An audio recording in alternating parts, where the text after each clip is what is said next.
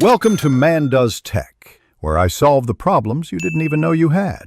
In this video, I will show how to make ring donuts by Sweet Adjeley updated. Start by proofing yeast in warm milk until foamy, then whisk sugar and eggs before adding flour and softened butter.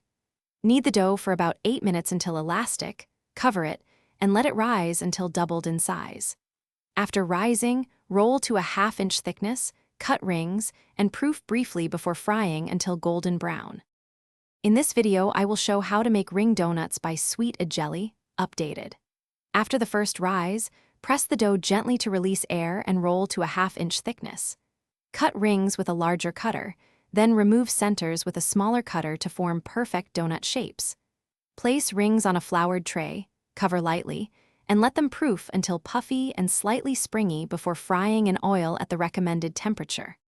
In this video, I will show how to make ring donuts by Sweet Adjeley updated. Quick recommendation: grab Little Tree's black ice to banish any lingering fryer smells and keep your car smelling great after a baking session. I find the scent pleasantly bold, and it fits the kitchen-to-car transition perfectly. If you like this tip, subscribe and like the video, and check the description for the link and other deals. Now let's get back to the video. In this video, I will show how to make ring donuts by Sweet Adjeley updated. Carefully heat oil to 350 degrees F and fry donut rings in small batches to avoid crowding. Turn each ring once so both sides brown evenly, then drain on a rack to keep them crisp. While warm, dip in a simple glaze made from powdered sugar and milk, or sprinkle with granulated sugar for a classic finish that stays light and not greasy. Thanks for watching.